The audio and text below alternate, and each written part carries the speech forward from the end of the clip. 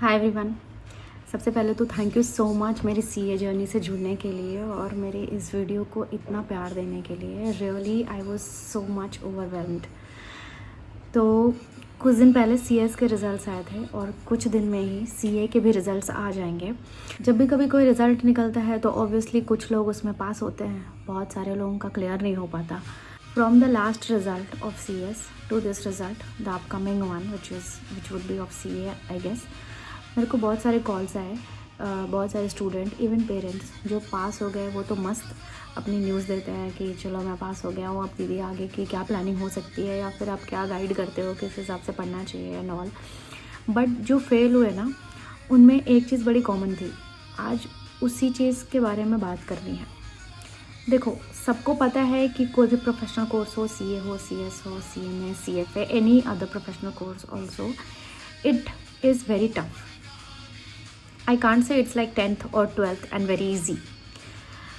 I mean आपके life का एक गोल्डन एज इन कोर्सेज में ही कवर हो जाता है, या आई शुड से ओवर हो जाता है। एंड ऊपर से from the very first day आप डिसाइड करते हो कि ये पढ़ाई करनी है, आपको इसकी स्ट्रगल का भी पता होता है। मतलब मेरे केस में if I tell you my instance, then जो पोस्टमैन मेरे को मेरे एनरोलमेंट लेटर देने आया था ना, जो जब आप किसी भी कोर्स में जब आप फर्स्ट टाइम एनरोल करते हो तो आपको एक एनरोलमेंट लेटर मिलता है जिसमें मेरे को मेरा CRO नंबर मिला था। तो उस पोस्टमैन अंकल ने मेरे को बोला था कि बेटा आप ये कोर्स कर रहे हो ना, तो आपको मेहनत से ज़्यादा हिम्मत रखने की ज़रूरत है। फर्स्ट टाइम तो उन्होंने ये बोला कि बेटा हिम्मत मत हारना, मेहनत से ज़्यादा हिम्मत का कोर्स है। उस टाइम लगा कि क्या बोल रहे हैं यार, बट धीरे धीरे उनके उस स्टेटमेंट का मेरे को कोर समझ आ गया। इस कोर्स में नो डाउट आपको खून पसीना एक करके मेहनत करनी होती है, बट 50% काम आपके विल एंड कॉन्फिडेंस का होता है। एंड वो आता है जब आपके पेरेंट्स का सपोर्ट हो आपके पास। मतलब आप सोचो कि आपका बच्चा या तो खुल के मेहनत कर ले या फिर इस बोझ के साथ प्रिपेयर करे कि वो फेल हो जाएगा तो पापा क्या बोलेंगे, मम्मी क्या सोचेंगे, पापा इतना पैसा लगा रहे हैं मेरे पीछे, इतनी बार फेल हो गए और लोग क्या बोलेंगे, और उसका बच्चा पास हो गया, मैं क्यों नहीं हो पा रहा, या फिर मेरे जूनियर्स निकलते जा रहे हैं, मेरा नहीं हो रहा है एंड ऑल। ये जो कुछ भी बातें हैं ना, ये बहुत बड़ा भार है। भार बहुत प्रेशर क्रिएट करता है। 80% स्टूडेंट इसी प्रेशर के साथ पढ़ते हैं एंड एग्ज़ाम देने जाते हैं। मतलब इतना ज़्यादा इम्पैक्ट होता है इसका कि जब आप एग्ज़ाम हॉल में होते हो और आपको कोई क्वेश्चन नहीं आता ना, तो वहीं एग्ज़ाम हॉल में आप ब्लैंक हो जाते हो। ये थॉट प्रोसेस आपके पीछे चलता है कि इस क्वेश्चन की वजह से अगर मैं फेल हो गया तो फिर पापा क्या बोलेंगे, कौन क्या बोलेगा, ये सब जो बाहरी सी बातें होती है ना, जो इरेलेवेंट होती है उस टाइम के लिए, वो इतना दिमाग में चलता है कि वो स्टूडेंट वहीं ब्लैंक हो जाता है। और बस फिर तो ख़त्म, आगे पीछे के सारे पेपर पानी में बस छपाक हो जाते हैं, वहीं उसकी कहानी तो वहीं प्लेन हो जाती है। सारे पेरेंट्स को आज एक बात बताती हूँ, इन कोर्सेज़ को कोई ऐसे ही टाइम पास के लिए चूज़ नहीं करता। ये एक बहुत ही मैच्योर डिसीजन होती है, क्योंकि उसको भी पता है, आपके बच्चे को या फिर जो भी ये कोर्स कर रहा है उस सबको पता है कि ये आर या पार की लड़ाई होने वाली है। As a parent no doubt आप अपने बच्चे के लिए बेस्ट ही सोचेंगे, बेस्ट ही करेंगे। जो कुछ भी आप उसके लिए करेंगे या सोचेंगे वो उसके लिए बेस्ट ही होगा, ठीक है। बस आप एक जगह पे ना गलत हो जाते हो, और वो है बात बात पे जताना कि मेरा इतना पैसा लगा है, तुम्हारे पीछे सारा पैसा जा रहा है, इतने पैसे वाले हम हैं नहीं, तुम बार बार एग्ज़ाम्स क्लियर नहीं कर पा रहे हो, बार बार एग्ज़ाम में पैसे लग रहे हैं, ये वो जो आप ये जताते हो ना, जो आप उसके पीछे कर रहे हो वो, और आप ये सोच रहे हो कि इसको ये सब बोलेंगे तो ये ज़्यादा पढ़ेगा या फिर ये सारी चीज़ें इसको मोटिवेट करेगी अच्छे से पढ़ने के लिए, तो नहीं। अरे उसे क्या नहीं आपकी हालत दिख रही? उसे भी तो इस चीज़ का रियलाइजेशन है कि वो किन हालात में आप लोग उसको पढ़ा रहे हो या फिर किन हालात में वो खुद है। इस चीज़ से ना उनके अंदर एक गिल्ट और डर जनरेट होता है, जो और उसके कारण वो बच्चा अपना 100% एफिशिएंसी नहीं दे पाता पढ़ाई के तरफ या फिर एग्ज़ाम्स के तरफ। कुछ तो उसको बैकड्रॉप करता है, कुछ उसको हमेशा खींचता है, उसको आगे बढ़ने नहीं देता। वो हमेशा जब भी कोई नई चीज़ ट्राई करना चाहता है तब उसके दिमाग में ये सारी चीज़ें चलती है कि अगर देखो, क्योंकि टाइम होता नहीं है पढ़ने के लिए बहुत ज़्यादा, और हमेशा उसके दिमाग में फिर ये चीज़ चलती है कि अगर लास्ट टाइम से उसने कुछ नया ट्राई करा और चली नहीं वो चीज़, तो फिर उसे दिक्कत होनी है। तो वो अपना 100% दे ही नहीं पाता, वो एक्सपेरिमेंट ही नहीं कर पाता, क्योंकि उसका कॉन्फिडेंस लेवल बहुत लो होता है, और वो इस चीज़ के वजह से ही होता है। उसको आपके पैसों के साथ आपका सपोर्ट चाहिए, आपका विश्वास चाहिए कि चल इस बार नहीं तो अगली बार हो जाएगा, क्या है, एग्ज़ाम्स तो होते रहेंगे, तू अच्छे से पढ़ के दे। अगर if I tell you my story, तो हम 3 भाई बहन हैं, उसमें से हम 2 भाई बहन सीए हैं और मेरा छोटा भाई इंजीनियर है। तो हम ऐसा नहीं है कि we have passed in the first attempt. दोनों भाई बहनों के मल्टीपल अटेम्प्ट्स लगे हैं, और मेरे तो खास करके मतलब मल्टीपल अटेम्प्ट्स लगे हैं, बट हमारे पेरेंट्स ने कभी भी ये चीज़ नहीं बोली कि इतना ये कर रहे हो, ऐसे कर रहे हो, पढ़ नहीं रहे हो। नहीं, क्योंकि ये ऐसा कोर्स है ना कि इसमें फेल होने के लिए भी बहुत पढ़ना पड़ता है, आई टेल यू। तो उन्होंने हमेशा यही बोला कि कोई बात नहीं बेटा, इस बार नहीं हुआ तो क्या हुआ, अगली बार कर लेना। जो मैंने उस वीडियो में भी बोला है, ये जो लाइन होती है ना, जो आपके पेरेंट्स आपको बोलते हैं, this has very much strength. ये आपको बहुत स्ट्रेंथ देती है।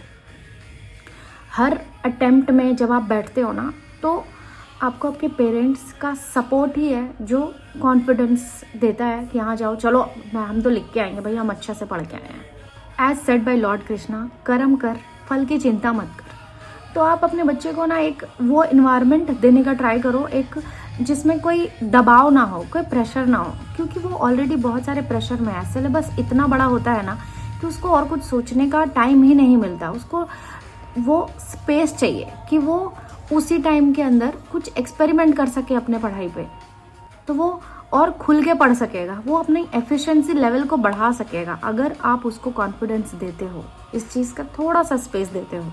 फिर देखो, टेंशन फ्री पढ़ाई का असर। I am not sure to what extent I am correct, but from my personal experience, जो भी मैंने एक्सपीरियंस किया है अपने लाइफ में, and ideas I get from students जो मेरे से थोड़ा बहुत गाइडेंस लेते हैं, उस बेसिस पे मेरी ये ओपिनियन है एंड पेरेंट्स से ये रिक्वेस्ट है कि एक बार मेरी बात को आप समझने की कोशिश करो, उनको अपने बच्चों को ना सपोर्ट दिखाओ।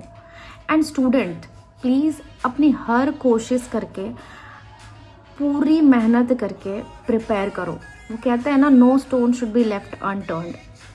तो कुछ भी मत छोड़ो, अच्छे से पढ़ो। बहुत आपको ऑब्वियसली 8-9 घंटे 10 घंटे तो बेयर मिनिमम है for the courses you have chosen. तो कुछ साल तो आपको अपनी नींद उड़ानी पड़ेगी, तो आप वो पूरी मेहनत कर लो, अपना जोर लगा लो।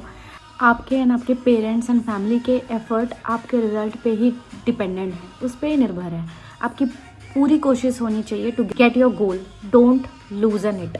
वंस यू स्टार्ट थिंकिंग कि आपको सब आता है, आपके सिलेबस तो पूरा कवर्ड है, बट आपके एग्ज़ाम ही क्लियर नहीं हो पा रहे हैं, कुछ तो दिक्कत है जो आपको समझ में नहीं आ रही, but still you are not making any change in your study, तो then you are in that loop. और आपको उससे बाहर आने के लिए definitely you need to have some kind of guidance और काउंसलिंग, क्योंकि ऐसे सिचुएशन में आपको पता ही नहीं होता कि आप गलत कहाँ हो। तो I know this because I was also trapped in this loop in the very beginning of the course only. मतलब I was trapped in CPT only. मेरे CPT में ही मल्टीपल अटेम्प्ट्स लग रहे थे इस कारण से ही, because I was very much over confidence कि मेरे को तो सब आता है भाई सब, बट एग्जाम्स ही क्लियर नहीं हो रहे, तो कहीं तो आप गलत हो। तो ऑब्वियसली आपको कोई आउटसाइड सपोर्ट फिर चाहिए, ये समझाने के लिए, ये बताने के लिए, ये दिखाने के लिए कि आपकी गलती हो कहाँ रही है एक्चुअली। तो उस चीज़ को आप समझो, टाइम से अपने एक्शंस लो, ठीक है। Break the loop and come out, seek help, जिससे भी आपको लग रहा है कि आपको इससे बात करके क्लैरिटी मिलती है, गाइडेंस मिलता है, कोई नहीं समझ में आ रहा, तो आप मेरे को बताओ। I will try my best to clear that, to clarify, to bring light जहाँ भी आप फंस गए हो वहाँ पे। तो वो चीज़ के लिए आपको करनी पड़ेगी, किसी को रीच आउट करनी पड़ेगी and break that loop and come out and then study again and crack it. अपनी लाइफ का सबसे गोल्डन एंड एक्सपेंसिव टाइम को वेस्ट मत होने दो, किसी की जल्दी तो किसी की थोड़ी देर से, बट हर कोई अपनी कहानी में हीरो है और हर किसी की स्टोरी इंस्पिरेशनल है। आई डोंट नो ये वीडियो किसको रीच आउट करेगी या कितना इम्पैक्ट करेगी, बट हाँ, अगर एक की लाइफ में भी कुछ इम्प्रूवमेंट आ जाता है तो मेरा ये वीडियो बनाने का purpose will be fulfilled and I will win. तो जो भी एस्पिरेंट या जो भी पेरेंट या वीडियो देख रहा हो, वो अपना नाम या अपने बच्चे का नाम के आगे वो जो डिग्री के लिए वो मेहनत कर रहा है ना, वो डिग्री लगा के लिखे। एग्जाम्पल CA अनंत, CS इशिका, CFA राहुल, आप पहले ही लिखो। आपको मैनिफेस्ट करनी पड़ेगी कुछ चीज़ें, आपको फ्यूचर में आप प्रेजेंट में जियो, बट ये सोच के जियो कि जिस चीज़ के लिए आप मेहनत कर रहे हो ना वो आप बन चुके हो। Then only you will be able to connect with the universe and believe में यूनिवर्स की पावर बहुत होती है। I still practise the manifestation और यूनिवर्स इतना स्ट्रांग होता है ना कि it gives you what you deserve and it even gives you what you demand. So please manifest. हर दिन 2 मिनट निकाल के आप मैनिफेस्ट करो and then see the result. It is very much motivating and powerful.